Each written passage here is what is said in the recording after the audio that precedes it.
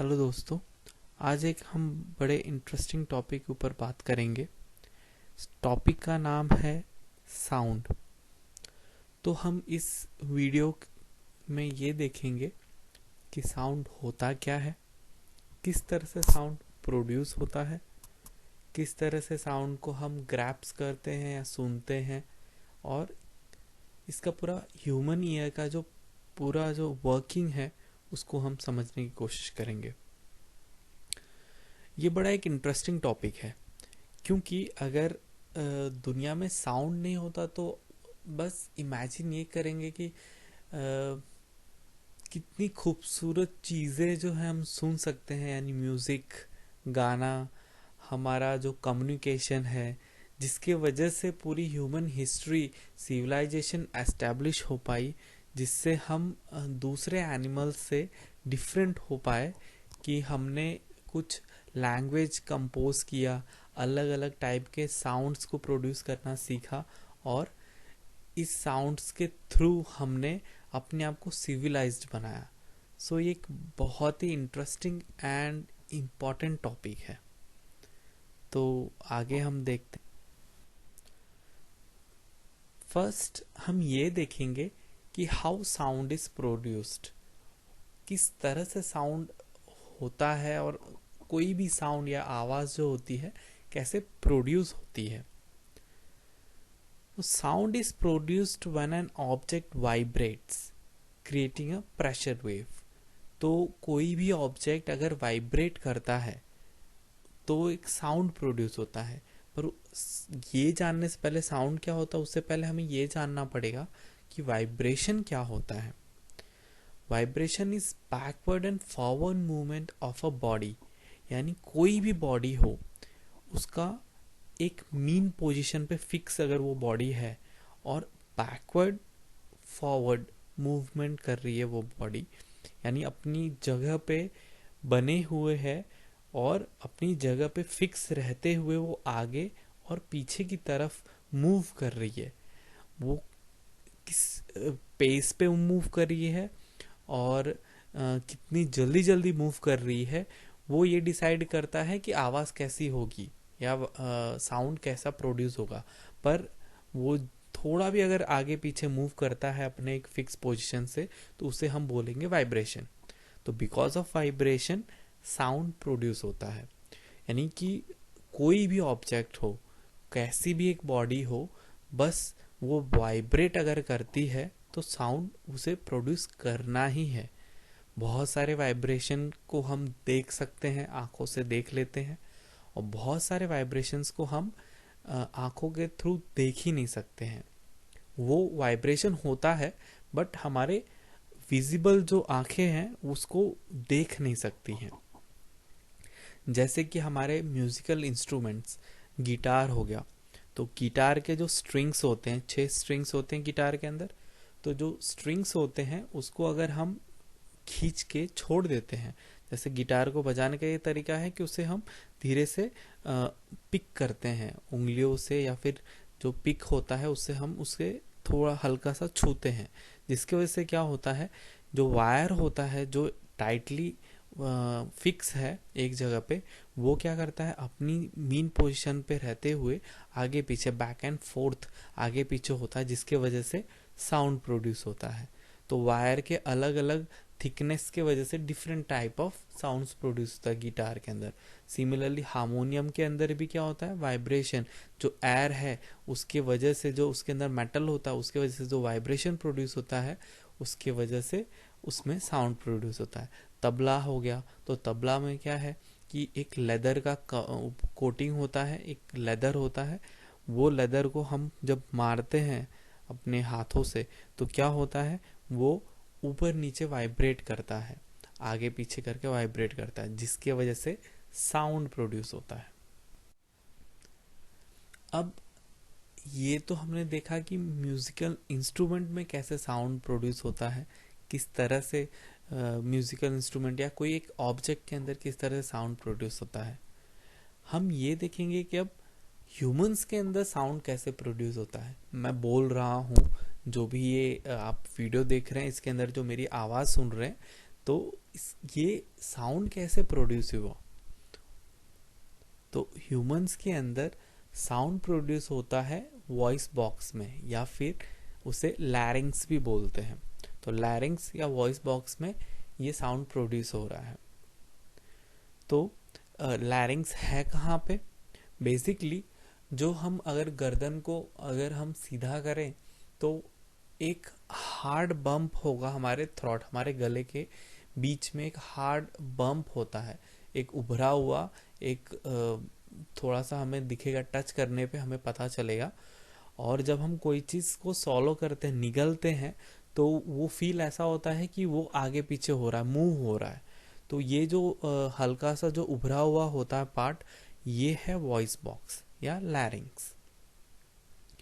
Voice box के अंदर, जो वॉइस बॉक्स है ह्यूमंस के, इसके अंदर क्या होता है, दो लिगामेंट्स होते हैं। लिगामेंट्स क्या है? एक टाइप ऑफ टिश्यूज हैं, मसल्स हैं, जो जैसे च्युइंगम होता है, जिस तरह से खींचने पे थोड़ा खींचते हैं फिर वापस कॉन्ट्रैक्ट हो जाता है, उसी तरह से लिगामेंट होता है।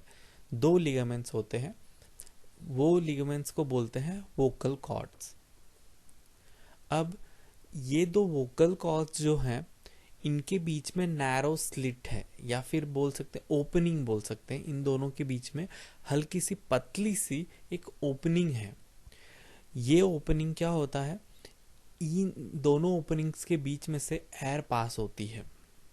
अब जनरली जब हम कुछ बोल नहीं रहे हैं तो हमारे जो लंग्स में से जो हवा होती है, ये लिगामेंट्स उस टाइम के दौरान क्या होता है, रिलैक्स होते हैं, यानी कॉन्ट्रैक्टेड फॉर्म में होते हैं।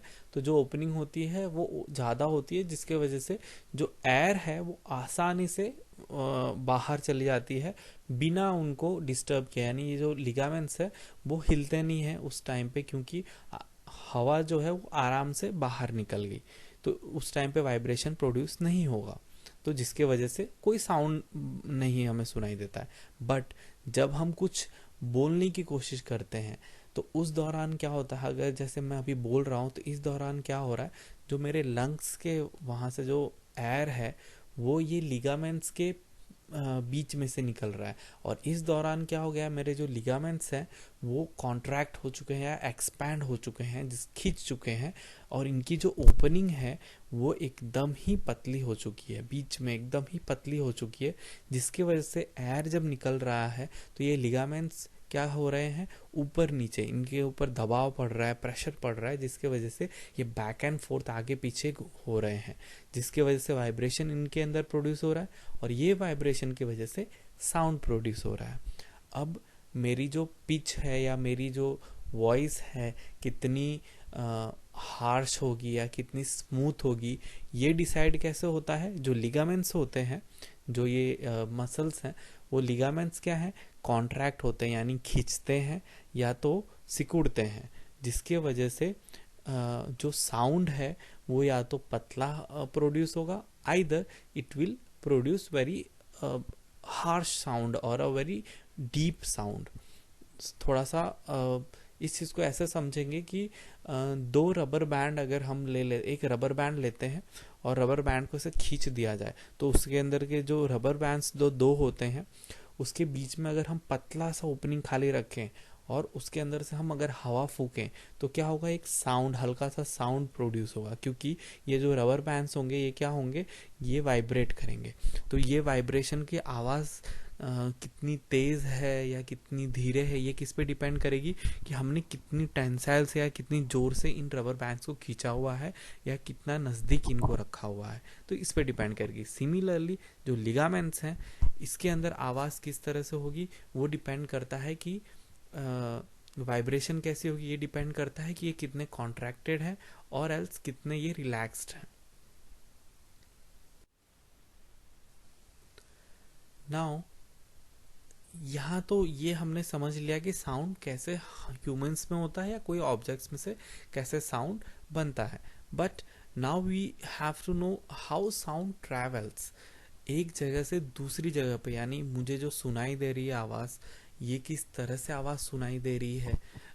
मैं चिल्लाऊंगा, अगर किसी को चिल्ला के बुलाता हूँ तो उसके वहाँ तक ये आवाज़ पहुँचती कैसे है, क्या हर जगह साउंड ट्रैवल कर सकता है या फिर नहीं, कुछ उसको कुछ चाहिए, मीडियम चाहिए, या कोई एक स्पेसिफिक मीडियम में ही ट्रैवल करता है, ये हम देखते हैं। तो साउंड जो वाइब्रेशन होता है ये एक वेव पैटर्न में, वेव पैटर्न अगर समझा जाए तो जैसे नदियों के अंदर पत्थर फेंकने में या पानी के अंदर पत्थर फेंकने में एक ऊपर नीचे जो पानी का जो है, जो वाइब्रेशन है, वो एक वेव की तरह होता है। तो ये वेव एक पैटर्न बनता है, ये वेव पैटर्न में साउंड ट्रैवल करता है, और ये वेव पैटर्न को बोलते हैं sound vibration sound waves, vibrations of sound wave. So sound waves moves by vibrating objects, and these objects vibrate other surrounding objects carrying the sound along. जैसे हम फिगर में देख सकते हैं कि जो साउंड है वो एक वेव पैटर्न में आगे बढ़ रहा है। तो ये जब बढ़ता है तो उसके आसपास के जो ऑब्जेक्ट्स हैं, यानी जो मीडियम है, जो मॉलिक्यूल्स हैं, मॉलिक्यूल्स जो प्रेजेंट हैं उस मीडियम के, वो वाइब्रेट करते हैं। उनकी वजह से क्या होता है, जो बगल वाला उसके मॉलिक्यूल होगा वो वाइब्रेट करेगा, वो वाइब्रेशन दूसरे मॉलिक्यूल्स के पास होगा, और इस तरह से वो पास ऑन होते रहते हैं। तो इससे हमें ये समझ में आता है कि साउंड वेव को एक कोई मीडियम चाहिए जिसके अंदर मॉलिक्यूल्स प्रेजेंट हों, ताकि ये वाइब्रेशंस को पास ऑन कर सकें। तो साउंड वेव क्या होता है, एक उसे मीडियम चाहिए, एयर, वाटर, इसे कोई भी एक मीडियम चाहिए जिसके अंदर ये पास हो सके, यानी वाइब्रेशन को ये पास ऑन कर सके, जिसके वजह से ये साउंड सुनाई देगा।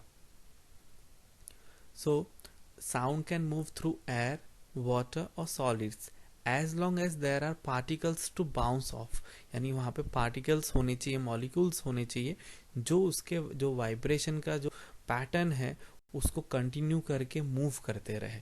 तो इससे हमें ये भी समझ में आता है कि एयर जो है वो बहुत ही लाइट, यानी कि लाइट मीडियम है, मॉलिक्यूल्स बहुत ही आराम से फ्रीली मूव होते हैं, तो इसके अंदर क्या होगा, साउंड बहुत दूर तक जाएगा।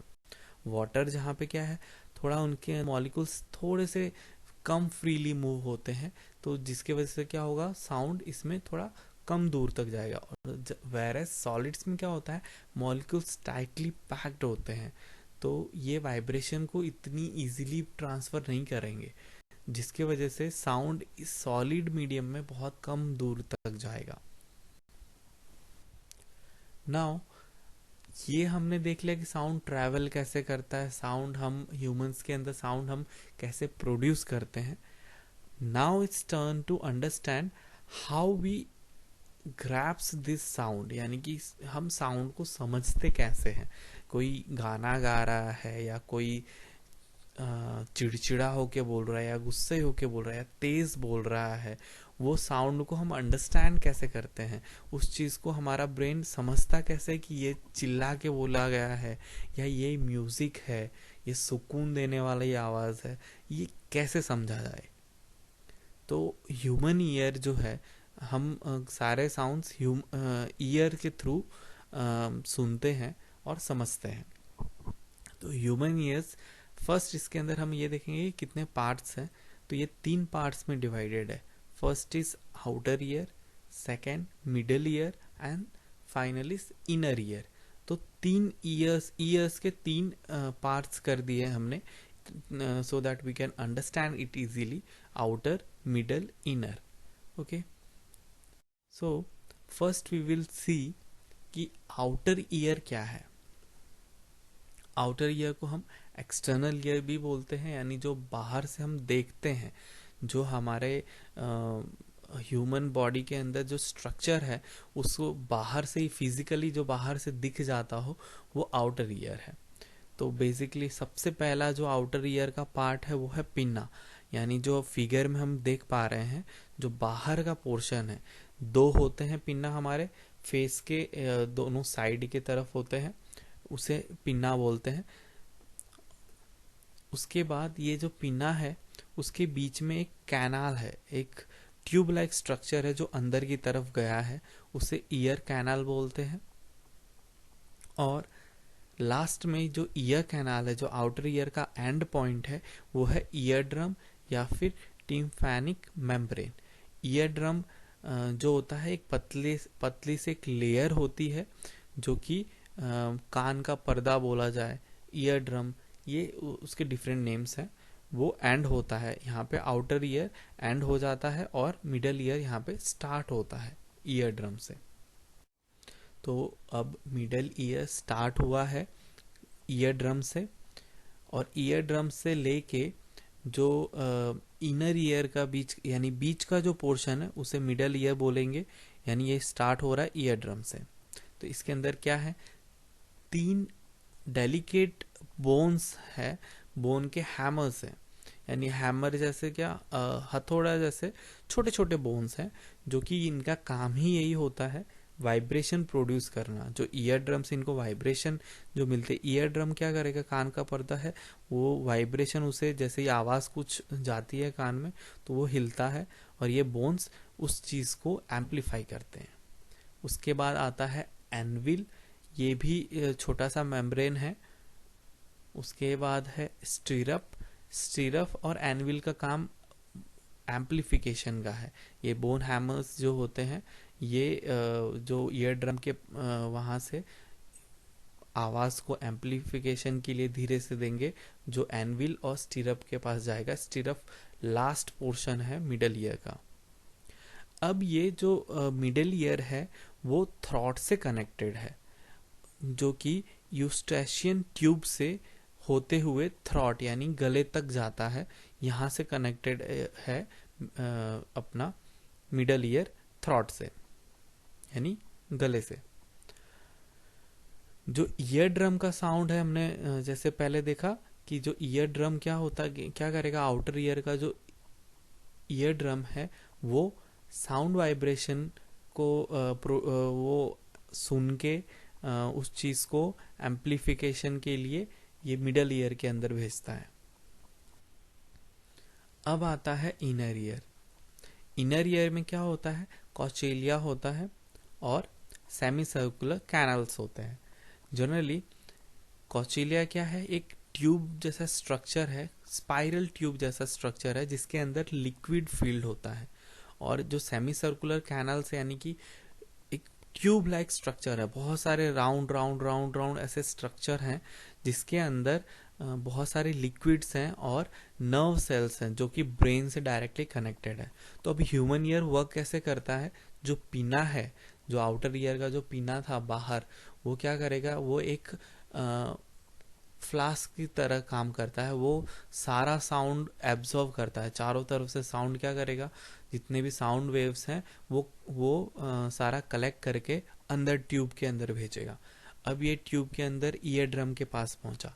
ईयर ड्रम क्या करेगा, वाइब्रेशन प्रोड्यूस करेगा। वो जो साउंड मिला है उसे वो उसके वजह से वो वाइब्रेट करता है, और ये वाइब्रेशन क्या होता है, मिडल ईयर के अंदर जाती है एनविल और स्टीरप तक। अब स्टीरप क्या है, ये स्टीरप क्या करेगा, इस चीज़ को जो उसको वाइब्रेशन मिला है ईयर ड्रम से, उस चीज़ को वो और एम्पलीफाई कर देगा। एम्पलीफाई करने का मतलब उसको वाइब्रेशन को बढ़ा देगा, और ये जो बढ़ा हुआ वाइब्रेशन है वो कॉचेलिया में जाएगा। कॉचेलिया में क्या है, लिक्विड है, बहुत सारा फिल है। तो ये लिक्विड क्या होगा, अब वाइब्रेशन की वजह से ये लिक्विड हिलेगा, और इस लिक्विड के अंदर बहुत सारे जो सेमी सर्कुलर कैनल्स हैं, इसके अंदर ये लिक्विड के अंदर क्या है, छोटे छोटे पतले पतले हमारे नर्व सेल्स हैं। ये नर्व सेल्स के अंदर क्या होता है, जैसे ये लिक्विड हिलता है तो ये इलेक्ट्रिकल सिग्नल में नर्व सेल्स को इलेक्ट्रिकल इम्पल्सेस देते हैं, यानी कि साउंड वेव यहाँ पे कन्वर्ट हो जाता है इलेक्ट्रिकल इम्पल्सेस में, इलेक्ट्रिकल सिग्नल्स में, और ये इलेक्ट्रिकल इम्पल्सेस ब्रेन के पास जाते हैं, और ब्रेन इस इम्पल्सेस के थ्रू ये इसको कन्वर्ट करके साउंड में इसको समझता है कि ये इम्पल्स आया है, इसलिए ये साउंड सुन रहा है ईयर। तो ये इस टाइप का वाइब्रेशन ईयर को मिला है, इसके वजह से ये इम्पल्सेस प्रोड्यूस हुए हैं, इलेक्ट्रिकल इम्पल्सेस प्रोड्यूस हुए हैं। तो बेसिकली साउंड यानी जो वाइब्रेशन है वो हमारे ईयर का काम क्या है, उसको इलेक्ट्रिकल सिग्नल में चेंज करता है और ब्रेन के पास वो इलेक्ट्रिकल इम्पल्सेस पहुंचाता है।